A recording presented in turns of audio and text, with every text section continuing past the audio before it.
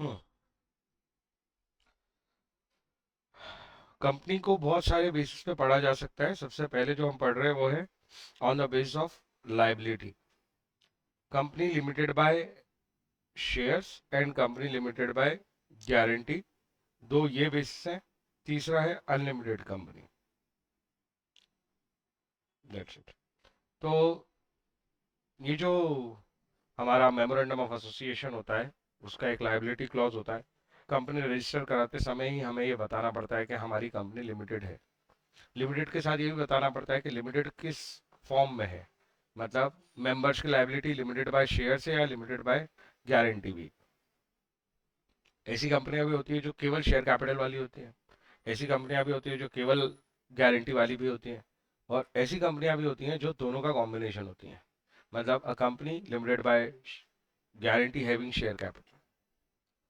Unlimited भी इन्हीं दोनों फॉर्म में हो सकती हैं। गारंटी के फॉर्म की अनलिमिटेड कंपनी या शेयर कैपिटल के फॉर्म की अनलिमिटेड कंपनी। और वो जो टेबल के फॉर्मेट थे एमओए के, वो इसी ग्राउंड पे वो 5 फॉर्मेट दिए हैं। पहला फॉर्मेट जो टेबल ए है वो एमओए किसका है? Company limited by share capital का, हैविंग नो गारंटी। फिर ऐसा बी जो है वो only guarantee no share capital. फिर तीसरा कॉम्बिनेशन, फिर दो अनलिमिटेड वाले। ठीक है। तो जो कंपनियां लिमिटेड बाय शेयर बनना चाहती हैं, मतलब अपने मेंबर्स की जो लाइबिलिटी है वो unpaid amount of their share capital, unpaid amount तक रहेगी। अगर उन्होंने पूरे शेयर के पैसे दे दिए हैं शेयर कैपिटल के, तो फिर आप उनसे फर्दर कुछ डिमांड नहीं कर सकते। और वैसे भी कंपनी आउटसाइडर से जो बिजनेस करती है उसके लिए कंपनी की प्रॉपर्टी ही लाइबल है। और मेंबर के साथ जो डीलिंग है उस वो जो रिलेशन है वो मेंबर और कंपनी के बीच में है। तो मेंबर की जिम्मेदारी है कि जो भी पैसा उसे कंट्रीब्यूट करना है वो कंपनी के असेट्स में कंट्रीब्यूट करेगा। वो सीधे किसी आउटसाइडर को पैसे नहीं देगा। ये बात समझ में आई? तो ये जो लाइबिलिटी वाली बात है ये between company and its member है। और मेंबर किस में कंट्रीब्यूट करेगा?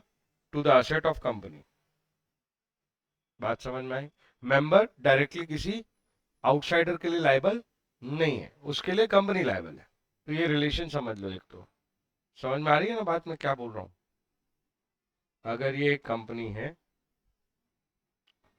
और ये अगर एक मेंबर है, तो लाइबिलिटी वाली बात जो है वो इन दोनों के बीच है।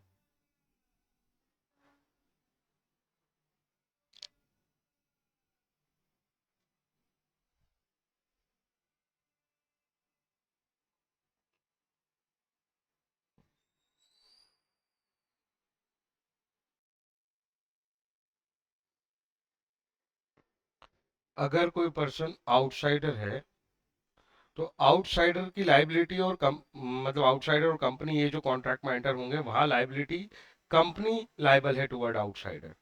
उसका मेंबर से सीधा कोई लेना देना नहीं है। तो ये जो मेंबर की लाइबिलिटी है ये तो केवल ये है कि जब भी कंपनी डिमांड करेगी अमाउंट ऑफ शेयर कैपिटल तो वो इसे देना पड़ेगा। और उसकी लाइबिलिटी लिमिटेड है अप टू अनपेड अमाउंट। अगर उसने जितने शेयर्स एक्वायर किए हैं उसके पूरे पैसे दे दिए तो company cannot demand any amount further. So इस स्ट्रक्चर को समझना कि कंपनी और मेंबर की बात अलग है, कंपनी और आउटसाइडर की बात अलग है। मेंबर और आउटसाइडर के बीच में कोई सीधा कनेक्शन नहीं है। ठीक है। अब इसको पढ़ते हुए आगे देखते हैं क्या क्या लिखा है। Section 222 of the companies act defines when the liability of member of a company is limited. तो बात चल रही है तब की जब कंपनी की लिमिटेड लायबिलिटी है। और ये लिमिटेड लायबिलिटी है ये बात कहाँ मेंशन होती है? मैं बार बार बोल रहा हूँ, मेमोरेंडम ऑफ एसोसिएशन ही इस बात को डिसाइड कर सकता है कि आपकी लायबिलिटी लिमिटेड है अनलिमिटेड है।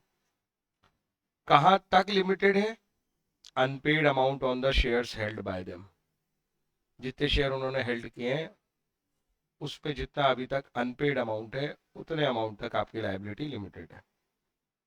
और इस तरह की कंपनी को ही हम क्या बोलते हैं? Company limited by share. इसमें कोई दिक्कत है? अब आगे केवल कहानियां हैं। It implies that for meeting the debt of the company, मतलब किसकी डेट की बात चल रही है? कंपनी की डेट। कंपनी की डेट किसकी तरफ रहती है? आउटसाइडर की तरफ।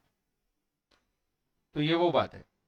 It implies that debt of the for meeting the debt of the company, the shareholder may be called upon contribute। Share holder को बोला जा सकता है कि भैया तुम कंट्रीब्यूट करो। तो कितना कंट्रीब्यूट करवा पाओगे? Only to the extent of the amount which remains unpaid.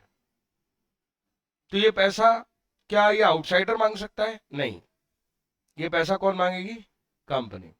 और कितना मांग सकती है? Only to the unpaid value या रिमेनिंग अनपेड अमाउंट। जो शेयर्स उसने हेल्ड किए हैं उसका remaining unpaid amount of it share holding. His separate property cannot be encompassed to meet the company's debt। सीधी सी बात है। सेपरेट प्रॉपर्टी मतलब पर्सनल प्रॉपर्टी। मेंबर की पर्सनल प्रॉपर्टी पे कंपनी की डेट पे करने का कोई बर्डन नहीं है। उसे सिर्फ क्या करना है?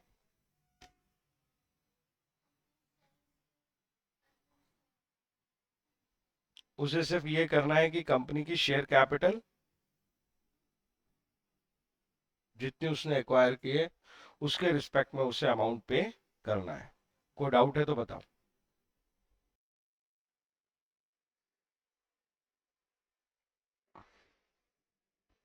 एक और बात इसमें खास लिखी है, देखो। It is worthwhile to know that though shareholder is a co owner of the company, is not co owner of company's asset. ये बात हमने पहले भी समझ ली है, ये सेपरेट लीगल एंटिटी कंसेप्ट पे बेस्ड बात है। कंपनी अलग चीज है in the eyes of law, और उसके मेंबर्स अलग है। और मेंबर्स मिलजुल के भी ये नहीं बोल सकते कि ये सब जो कंपनी की प्रॉपर्टी है हमारी प्रॉपर्टी है। नहीं, कंपनी अपने आप में एक आर्टिफिशियल पर्सन है, उसका सेपरेट लीगल एग्जिस्टेंस है और वो अपने नाम पे प्रॉपर्टी होल्ड करती है। The ownership of the asset remains with the company. जो ऑनरशिप है असेट्स की वो हमेशा किसके पास होगी? कंपनी के पास, because of its nature as a legal person. The extent of the right and duties of shareholder as co owner is measured by his shareholding. सीधी सी बात है कि आपका और कंपनी का रिलेशन केवल शेयर होल्डिंग पे टिका है। कंपनी के एसेट पे आपका कोई डायरेक्ट राइट नहीं है। आप एक कॉन्ट्रैक्ट में एंटर हुए कंपनी के साथ, कंपनी आपके डिसीजन मेकिंग से चलेगी। इसका ये मतलब नहीं हुआ कि अगर कोई व्यक्ति तुम्हारे साथ एक कॉन्ट्रैक्ट कर ले और बोले कि मैं तुम्हारे डिसीजन से चलूंगा, तो इसका ये मतलब होता है उसकी सारी एसेट तुम्हारी है? इसका ये मतलब थोड़ी होता है। बात समझ में आ गई? तो बस वो यही कह रहे हैं। तो ये जो रिलेशनशिप है कंपनी और शेयर होल्डर का, ये शेयर होल्डिंग्स पे बेस्ड है। ये एक कॉन्ट्रैक्ट है कि कंपनी आपकी डिसीजन मेकिंग मानेगी।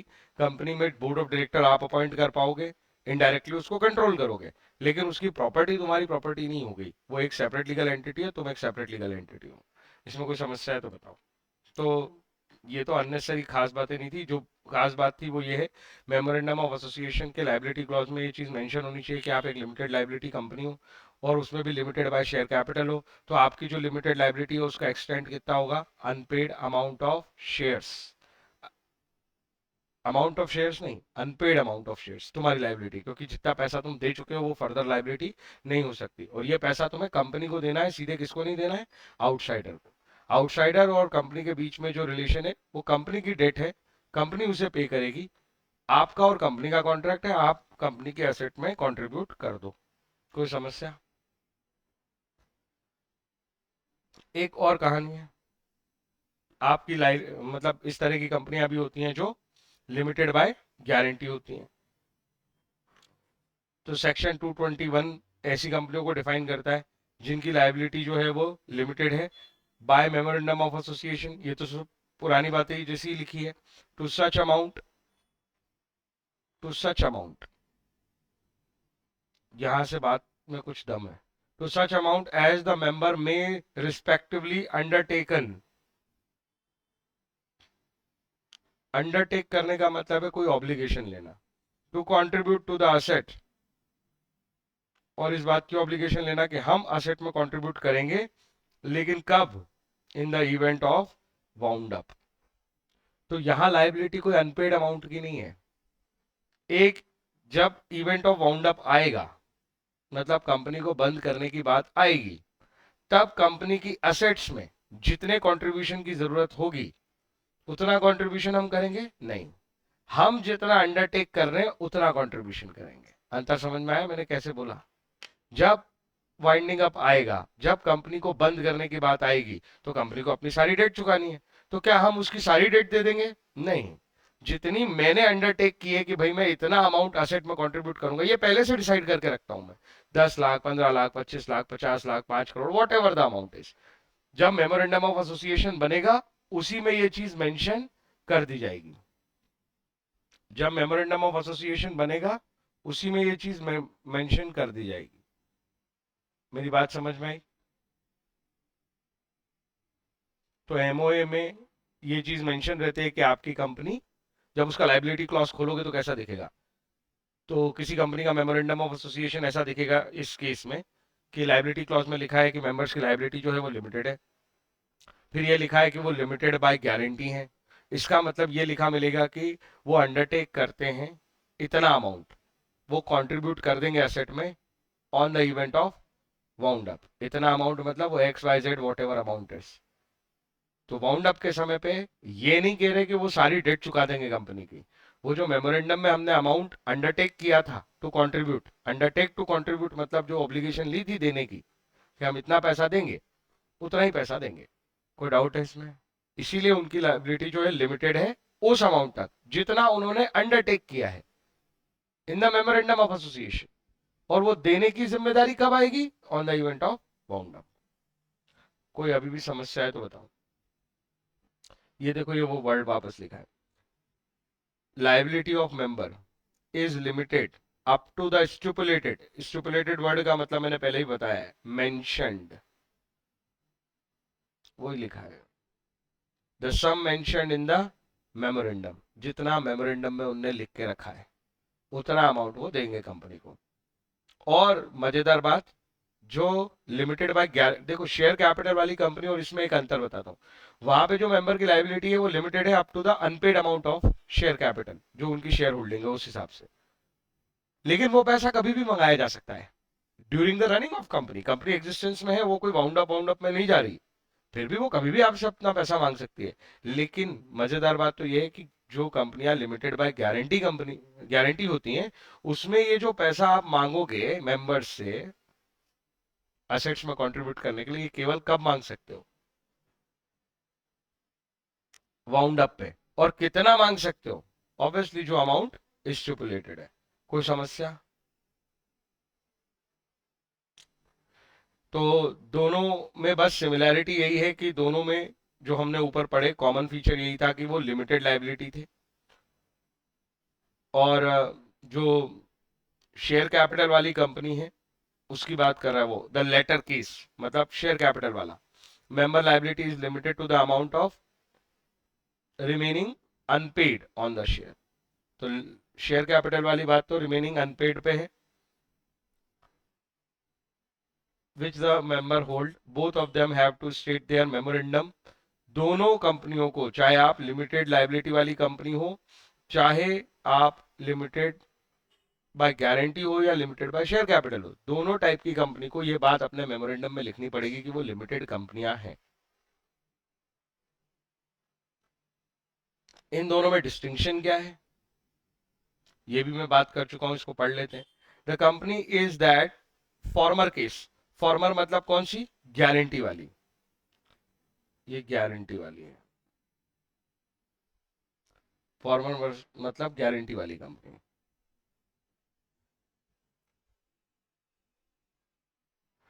The members may be called upon to discharge their liability only after commencement of winding up। मैंने कहा था ये पैसे केवल किस इवेंट पे मांगे जा सकते हैं? वाइंडिंग अप पे। लेकिन शेयर कैपिटल वाले केस में पैसे कब मांगे जा सकते हैं? Any time. समझ में आई बात? दोनों कंपनी लाइबिलिटी लिमिटेड है मेंबर्स की, कंपनी पैसे मांग सकती है, पर कब? शेयर कैपिटल में कभी भी, लेकिन लिमिटेड बाय गारंटी कंपनी में only on the event of winding up. कोई समस्या? कभी भी का मतलब क्या होता है? कंपनी चल रही है तब भी, वाइंड अप हो रही है तब भी। ये है कभी भी पैसे मांगने का मतलब। So it is clear from the definition of the guarantee company that it does not raise its initial working fund. ये है मजेदार बात कि गारंटी कंपनी शुरुआत में जो कंपनी चलाने के लिए पैसा चाहिए वो किससे नहीं ला सकती? मेंबर से नहीं ला सकती। आया मजा है? क्या बोल रहे हो? शेयर कैपिटल में तो आपको शुरू में ही लाना है, तभी आपको सर्टिफिकेट ऑफ कमेंसमेंट मिलेगा, तभी आप कंपनी चला सकते हो। कमेंसमेंट का एक होता है इनकॉर्पोरेशन का सर्टिफिकेट, एक होता है कमेंसमेंट का सर्टिफिकेट। पब्लिक लिमिटेड कंपनी में कमेंसमेंट लेने के लिए, सर्टिफिकेट लेने के लिए आपको शेयर कैपिटल सब्सक्राइब करानी पड़ती है मिनिमम। याद आया ना? ये 12th में पढ़ा था। तो therefore such company may be useful only when no working funds are needed। तो गारंटी कंपनी आप तभी बनाओ जब आपको वर्किंग फंड्स की जरूरत नहीं है, या फिर आप वर्किंग फंड्स लोन वगैरह से लेके आते हो, फीस से लेके आते हो, चार्जेस से लेके आते हो, डोनेशन से लेके आते हो। तो सेक्शन 8 कंपनी जो है वो इस तरह से बनाई जा सकती है। Membership fee, donation, share capital ना भी हो, गारंटी कंपनी हो चलेगा। लिमिटेड गारंटी जो है वो तुम्हारी वो एमओए में मेंशन कर दो, वाइंडिंग अप पे जरूरत लगेगी तो ले लेंगे, क्योंकि ये चैरिटेबल एंड अदर ऑब्जेक्ट्स वाली कंपनियां हैं। वैसे भी इसमें डिविडेंड मिलना नहीं है। कुछ समझ में आ रहा है कि नहीं आ रहा? एक केस है, याद रखने की कोई खास जरूरत नहीं, जो याद रखने वाले केस है वो मैंने बताए हैं, है ना? एक Solomon versus Solomon, corporate veil. दूसरा रेलवे एशबरी, वो लगता कब है? डॉक्ट्रिन ऑफ इंडोर मैनेजमेंट पे। Doctrine of ultra vires act. और तीसरा टारकंड वर्सेस रॉयल ब्रिटिश बैंक, वो लगता है कौन सा? Doctrine of indoor management. Doctrine of indoor management किसको प्रोटेक्शन देता है? किसके अगेंस्ट? Against company. और ये जो उसका जो वाइस वर्सा डॉक्ट्रिन है वो कौन सा है? कंस्ट्रक्टिव नोटिस, कि अगर तुम कंपनी से डील करने जा रहे हो तो ये तुम्हारी जिम्मेदारी है, और ये प्रिज्यूम किया जाएगा कि भैया तुम्हें कंपनी के दोनों जो भी आर्टिकल्स पब्लिक है वो उसका नॉलेज है, वो देख के ही आपने कंपनी से डील की है। ना सिर्फ देखे हैं बल्कि समझे भी हैं। याद आया ऐसा? तो वो ऐसे ही लॉ ऐसे ही धीरे धीरे दिमाग में जगह बनाता है, फिर वो फटाफट याद आता है कि इसको कनेक्ट यहाँ से कर लेंगे, इसको कनेक्ट वहां से कर लेंगे। जैसे मैंने अभी ये सेक्शन 8 को कनेक्ट कर दिया ना इससे। हाँ, ये फीस, एंडोमेंट, चार्जेस, डोनेशन कौन सी कंपनियों की बातें होती है जनरली? Section 8 company. तो आपकी कंपनी के पास कोई रनिंग के लिए मेंबर्स से फंड नहीं आने वाला है, तो अदरवाइज जहाँ पे फंड्स हैं और जरूरत पड़ने पे ही मेंबर के पैसों की जरूरत पड़े, वही कंपनियां ज्यादातर गारंटी ओनली वाली कंपनी हो सकती हैं।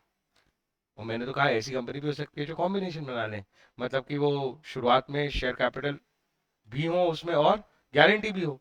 तो मेंबर से वो चलाने, कंपनी को चलाने के लिए जो है शेयर कैपिटल रेज कर लेगी और उस फंड से चला लेगी। और अगर तो ऐसी कंपनियों पे क्या है कि जो भी डील करते हैं कंपनियों से, है ना, जो कॉन्ट्रैक्ट करते हैं आउटसाइडर्स, उनका ट्रस्ट ज्यादा स्ट्रांग होता है कि भाई इस कंपनी में शेयर कैपिटल भी है और गारंटी भी है, तो कल को हमारे पैसे डूबने का चांस कंपैरेटिवली कम है। तो एक केस है ये Narendra Kumar Agarwal versus Saroj Malu. The Supreme Court laid down the right of guarantee company to refuse to accept the transfer by a member of his interest in the company is on a different footing। मामला क्या है? Transfer of interest. Transfer of interest मतलब क्या? Transfer of right. Interest का मतलब क्या होता है? Right in the property. तो गारंटी कंपनी में राइट के लिए शेयर्स तो है नहीं, तो हम ये बोल नहीं सकते थे ना ट्रांसफर ऑफ शेयर्स। इसलिए गारंटी कंपनी में ट्रांसफर ऑफ क्या होता है? राइट होता है। एज अ मेंबर तुम्हारा कंपनी में राइट है to vote, to decide things, to indirectly control the company, to appoint the directors। ये जो राइट है तुम्हारे, इनके ट्रांसफर की बात हो रही थी। तो सुप्रीम कोर्ट का कहना है कि भाई जो गारंटी कंपनी होती है, the right to guarantee, the right of a guarantee company to refuse to accept, मतलब ये दो बातें अलग अलग हैं।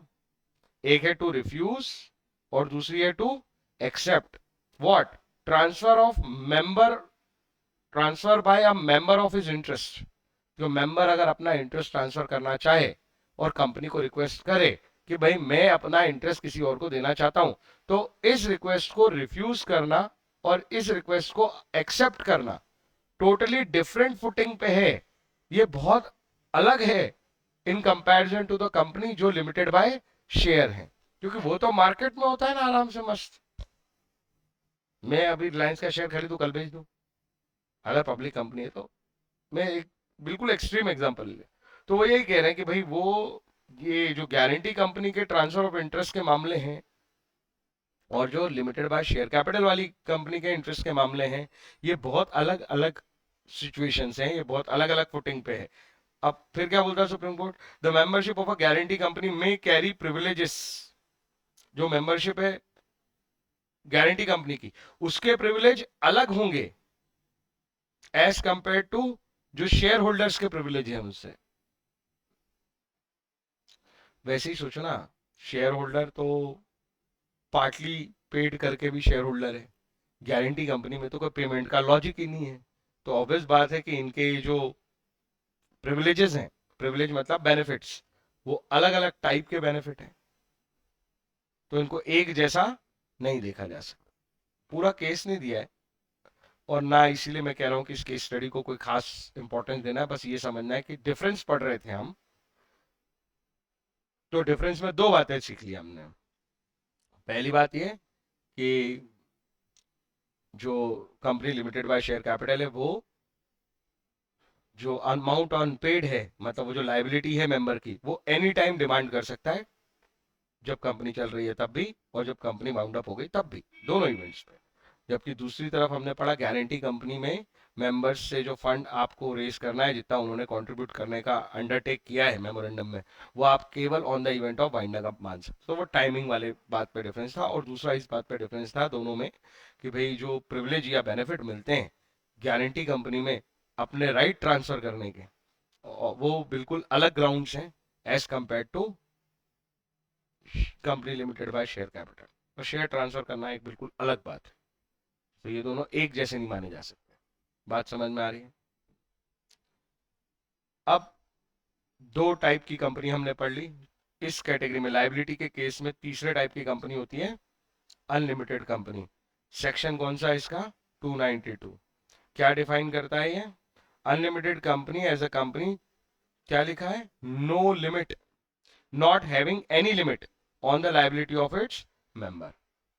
ऊपर दोनों केस में हमने पढ़ा liability of members are limited, वो इधर बाय शेयर्स हो सकती है और इधर बाय गारंटी हो सकती है। ये कहते हैं कि there is no limit in such a company, the liability of member ceases when he ceases to be a member. तो लाइबिलिटी खत्म होने का केवल एक तरीका है ऐसी कंपनी में, आप मेंबरशिप छोड़ दो। अगर मेंबर रहोगे तो लाइबिलिटी क्या रहेगी? अनलिमिटेड। तो अगर इससे बचना है तो मेंबरशिप को छोड़ना पड़ेगा। आगे लिखा है the liability of each member extend to the whole amount of the company's debt and liability. Obviously in companies में जो आउटसाइडर के प्रति लाइबिलिटी है कंपनी की, अभी भी वो रिलेशन नहीं बिगड़ेगा। आउटसाइडर और कंपनी के रिलेशन में कहीं मेंबर नहीं आता, और मेंबर और कंपनी के रिलेशन में कहीं आउटसाइडर नहीं आता। ये दोनों बिल्कुल अलग अलग कॉन्ट्रैक्ट है, अलग अलग मामले हैं, वो नहीं बिगड़ा। लेकिन बात ये हो गई कि कंपनी के ऊपर अब जितनी भी उधारी आएगी आउटसाइडर से, वो सारी उधारी चुकाने की जिम्मेदारी मेंबर की है। तो मेंबर की जिम्मेदारी कहां तक एक्सटेंड हो गई?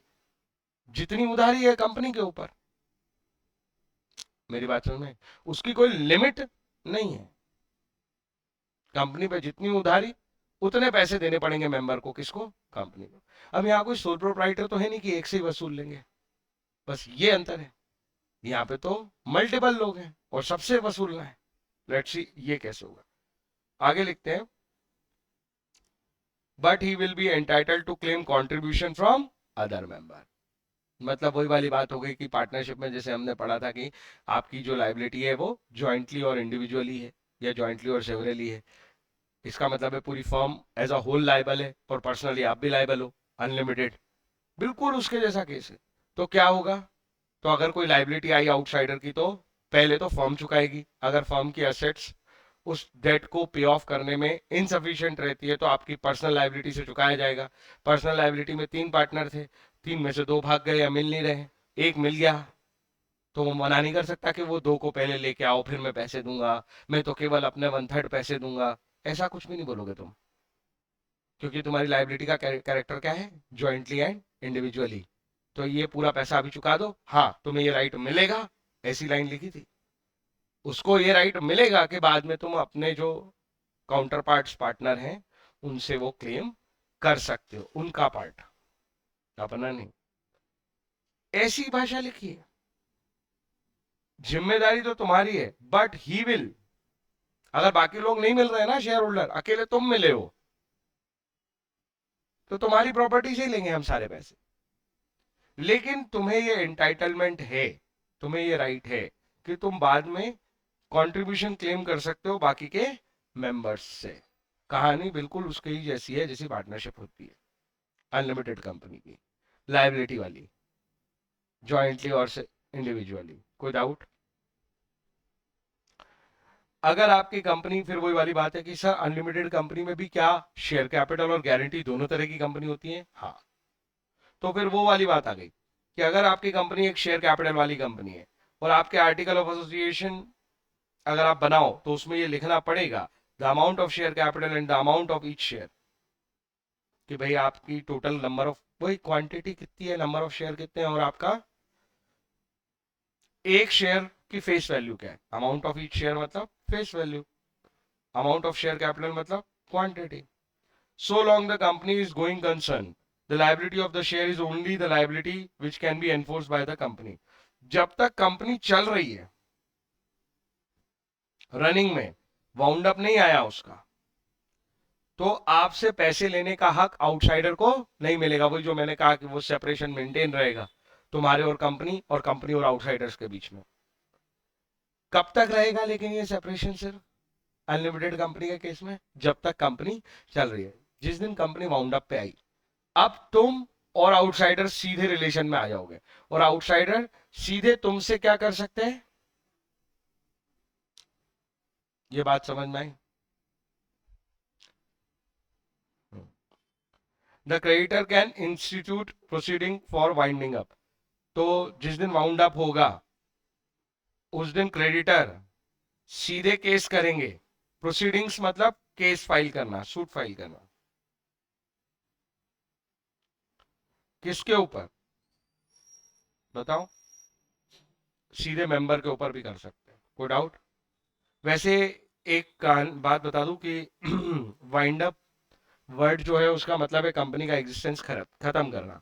कंपनी एग्जिस्टेंस में आती भी लॉ की तरफ से है और कंपनी को खत्म भी लॉ से करना है।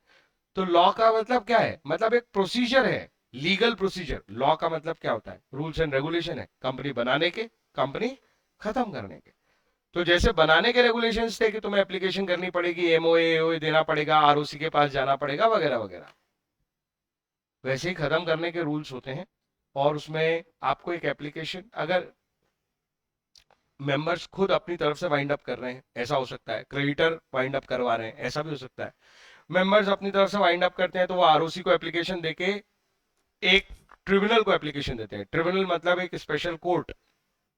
ऐसे ही अगर क्रेडिटर वाउंड अप कराना चाहते हैं तो वो भी ट्रिब्यूनल में जाके आपके अगेंस्ट केस करते हैं। तो ट्रिब्यूनल बोलता है कि हाँ यार तुम, ये कंपनी जो है ये गड़बड़ काम कर रही है, इसको बंद करना पड़ेगा।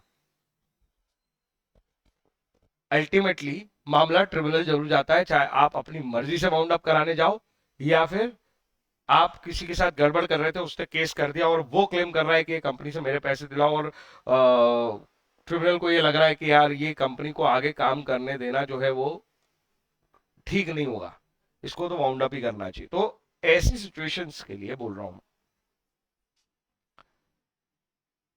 ट्रिब्यूनल जब वाउंड अप का ऑर्डर देगा तो वो एक पर्सन अपॉइंट करेगा जिसे हम बुलाएंगे, ये नाम के चक्कर में कहानी समझाइए, ऑफिशियल लिक्विडेटर। ये लिक्विडेटर वर्ड क्यों है? क्योंकि वाउंड अप को बोलते हैं लिक्विडेशन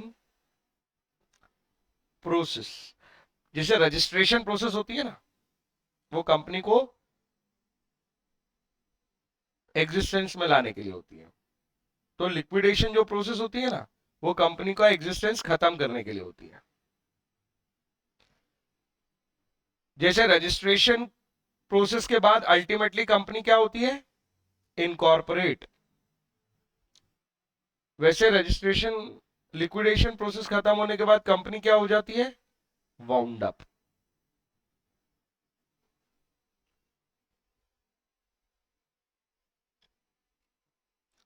एक सेकेंड।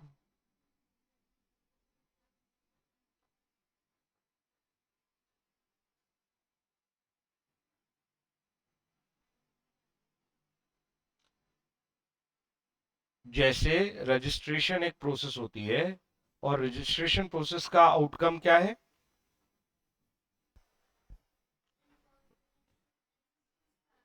एग्जिस्टेंस में आना। इनकॉर्पोरेशन बोलते हैं उसको, कि कंपनी एग्जिस्टेंस में आ गई। सर्टिफिकेट ऑफ क्या मिला? इनकॉर्पोरेशन, सीओआई मिलता है। वैसे ही लिक्विडेशन प्रोसेस किस चीज की प्रोसेस है? कंपनी को अल्टीमेटली क्या करने की? वाउंड अप करने की, उसका लीगल एग्जिस्टेंस खत्म करने की। ये बात समझ में आई? तो वो यही कह रहे हैं, the creditor can institute proceedings for winding up. Creditor मतलब जिन लोगों ने कंपनी से उधार ले रखा है, आउटसाइडर, वो ये प्रोसीडिंग स्टार्ट कर देंगे। मतलब वो रिक्वेस्ट कर सकते हैं ट्रिब्यूनल में जाके कि इस कंपनी को वाउंड अप कर दो। कोर्ट अगर उस पर सेटिस्फाई होगा तो वो एक पर्सन को अपॉइंट करेगा, जो पर्सन क्या कहलाएगा? Official liquidator. मतलब ये वो पर्सन है जो रिस्पॉन्सिबल है कि भाई वो कंपनी की सारी एसेट से पैसा कलेक्ट करेगा और क्रेडिटर्स को पे ऑफ करेगा। तो ऑब्वियसली यही वो पर्सन है जिसका अब राइट हो गया है किसके अगेंस्ट? मेंबर के अगेंस्ट। समझ में आई बात?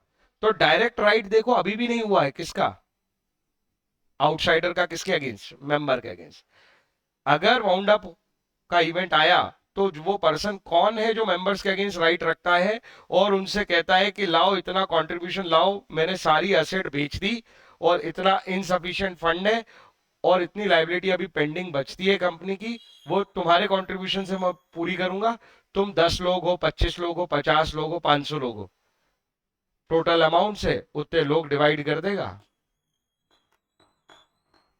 Depending on number of shares, और आपसे आपके कंट्रीब्यूशन मांग लेगा। कोई समस्या? तो ये है अनलिमिटेड कंपनी का पूरा सिस्टम, जिस तरीके से वो अपनी पेमेंट्स डिमांड करती है। इसका ये जो चार्ट है इसको एक बार देखो। अनलिमिटेड कंपनी में पहली बात क्या लिखी है? No limit on the liability of member. दूसरी बात क्या लिखी है? लाइबिलिटी केवल तब सीज होगी जब मेंबरशिप सीज होगी। तीसरी बात क्या लिखी है? Liability is not unlimited. Liability तब तक लिमिटेड ही चलेगी ऐसी कंपनियों में भी जब तक क्या नहीं आ जाता? Wound up. क्योंकि आपने जितने शेयर दिए उसका अनपेड अमाउंट मांग सकते हो, दैट्स इट। आई बात समझ? Member can be called to contribute only in the event of wound up. तो अनलिमिटेड का जो अनलिमिटेड नेचर है वो केवल कब सामने आता है? जब कंपनी क्या होती है? Wound up. इसीलिए तो डर नहीं है लोगों को। अगर लोगों को लगता है, कॉन्फिडेंस है कि यार हम तो अनलिमिटेड कंपनी चला लेंगे, भाई अनलिमिटेड आज थोड़ी है। अभी तो हम जितने शेयर्स होल्ड करेंगे केवल उतने ही पैसे कंपनी को देना है। वाउंड अप होगा अगर, तो हम पे अनलिमिटेड लाइबिलिटी आएगी। और ऑब्वियस बात है कि आउटसाइडर को ज्यादा भरोसा होगा अनलिमिटेड कंपनी पे, क्योंकि उसको ये एश्योरेंस होगा कि भैया ये जो कंपनी है, even in the event of wound up, इसके मेंबर्स की लाइबिलिटी अनलिमिटेड है, तो मेरे पैसे तो निकल ही आएंगे। इसलिए लोग ऐसी कंपनियां रजिस्टर करते हैं। लास्ट में लिखा है liability of each member extend to the amount of company's debt. आपकी लाइबिलिटी कहां तक चली जाएगी वाउंड अप पे? जितनी उधारियां पेंडिंग है आपको वो सारी चुकानी है। और ऑब्वियस बात है कि आप कंट्रीब्यूशन क्लेम कर सकते हो बाकी मेंबर्स से भी। मेरी बात समझ में आई या नहीं? यहां तक कोई समस्या है तो बताओ।